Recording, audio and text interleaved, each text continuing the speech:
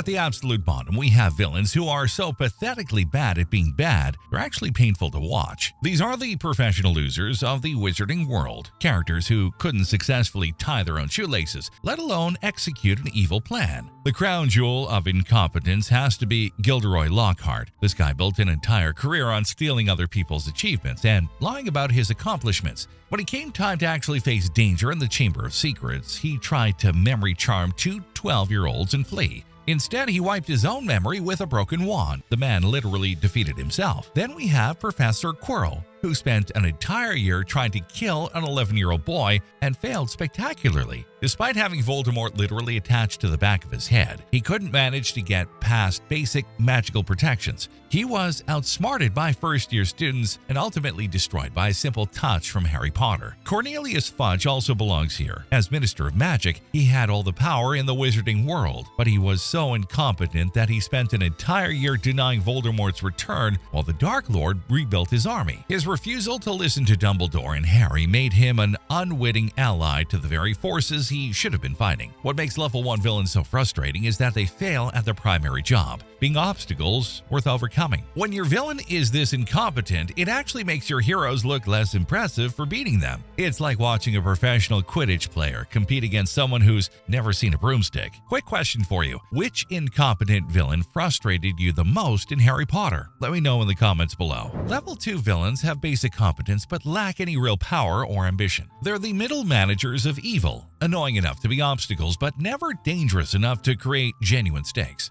Dolores Umbridge is the perfect example. She's not trying to destroy the world or kill Harry Potter. She's just a bureaucratic nightmare who makes everyone's life miserable through paperwork and passive-aggressive authority. Her pink cardigans and kitten plates somehow make her more infuriating than actual Death Eaters. Think about it.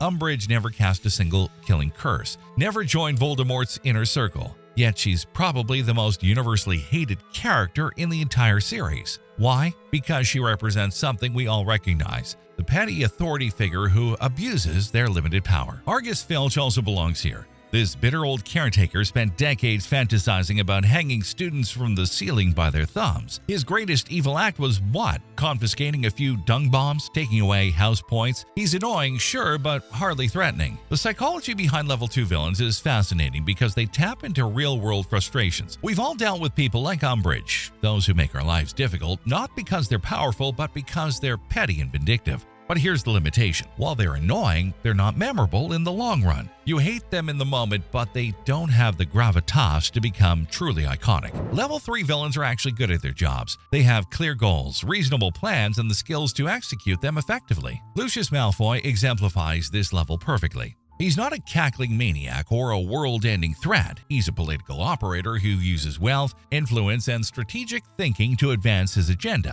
When he planted Tom Riddle's diary in Ginny's cauldron, that wasn't random evil. That was calculated manipulation designed to discredit Arthur Weasley and Dumbledore simultaneously. Severus Snape also operates at this level, though his motivations are more complex. As a double agent, he had to be competent enough to fool both Voldemort and the Order of the Phoenix for years. His cruelty towards students wasn't random sadism. It was calculated behavior designed to maintain his cover as a Death Eater sympathizer. What makes level 3 villains effective is their professionalism. They take their work seriously, which makes them genuinely dangerous within their specific domain. They're not trying to be the biggest threat in the wizarding world, they just want to be the best at what they do. Here's a thought. Do you think Snape belongs in this category, or would you rank him differently? Drop your opinion in the comments. The limitation of level 3 is scope. These villains threaten individuals or small groups, but they don't have the ambition or power to threaten entire civilizations. Level 4 villains control territories, command armies, and pose threats to entire institutions. They have the resources and ambition to be major players, but their influence is still somewhat limited in scope.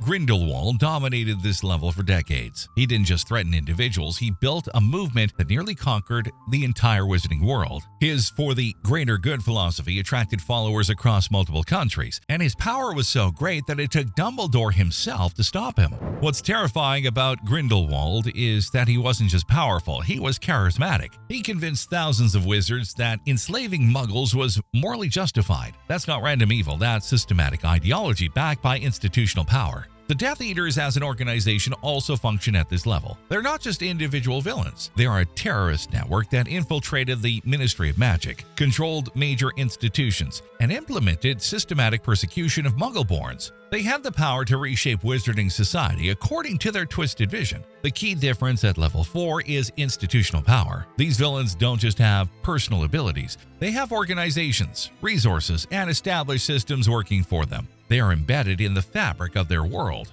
What makes them compelling is that defeating them requires more than just a final boss fight. Heroes have to dismantle entire power structures, which creates more complex and satisfying conflicts. Level 5 villains threaten the fundamental nature of reality itself. They're not just trying to rule the world, they want to reshape it according to their vision, regardless of the cost to everyone else. Lord Voldemort obviously belongs here. His plan wasn't just to gain power, it was to fundamentally restructure wizarding society around blood purity, eliminate Muggleborns entirely, and achieve personal immortality through the darkest magic imaginable. But what makes Voldemort truly terrifying isn't just his power, it's his complete lack of human emotion. He literally cannot understand love, friendship, or compassion. He's not evil because he chooses to be. He's evil because he's fundamentally incapable of being anything else. Think about the implications of his Horcruxes. Voldemort didn't just commit murder, he tore his own soul apart 7 times to achieve immortality. He transformed himself into something that's barely human, something that exists in a state between life and death. The Basilisk also operates at this level, though as a creature rather than a person.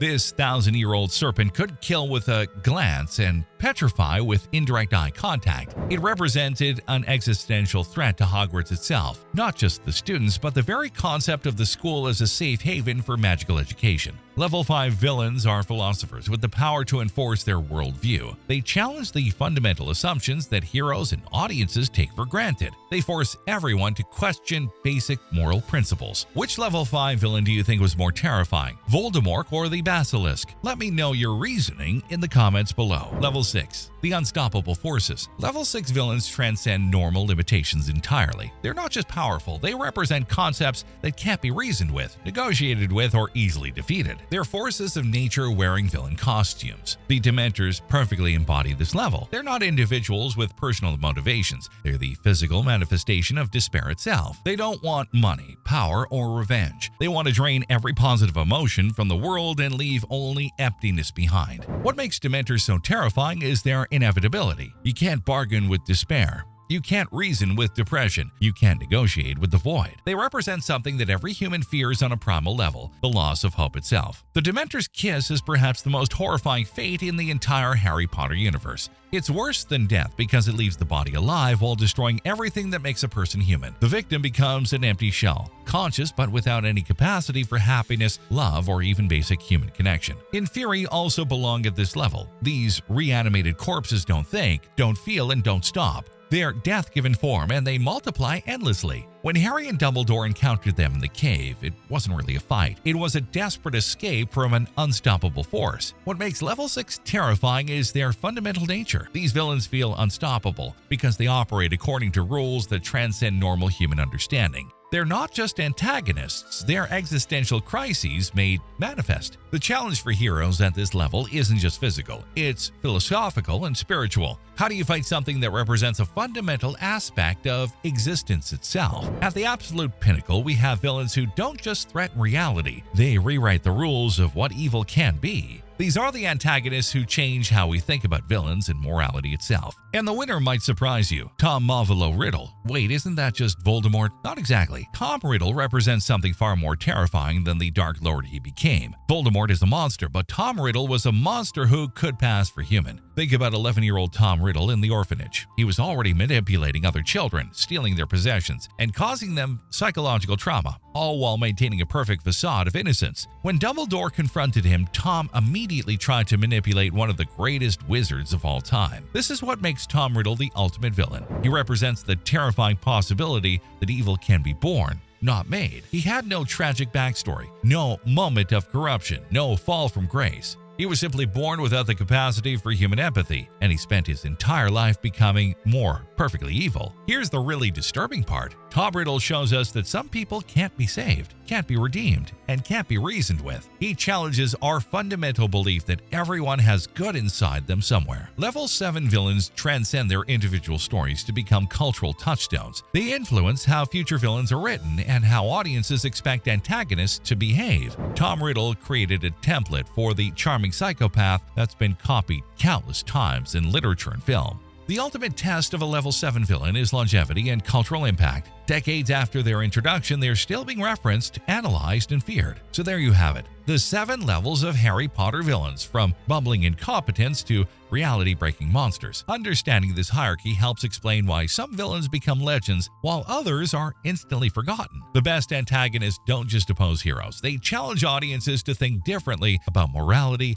power, and human nature itself. Joshua dropped this gem in the comments. I felt that way about a Walker Texas Ranger villain. I don't normally think the villains on that show are terrible, but this one was simply too unrealistic. You know what, Joshua? You're absolutely right. And I love that you brought this up. Walker Texas Ranger gave us some solid bad guys over the years. Criminals who felt like genuine threats to Chuck Norris's roundhouse justice. But every show had that one villain that makes you go, wait, really? That's the plan? It's like the writers had a deadline and just threw darts at a board of villain cliches. Now, I want to hear from you. Do you agree with Tom Riddle taking the top spot, or would you rank someone else as the ultimate Harry Potter villain? Drop your thoughts in the comments below. We might just feature you in our next video.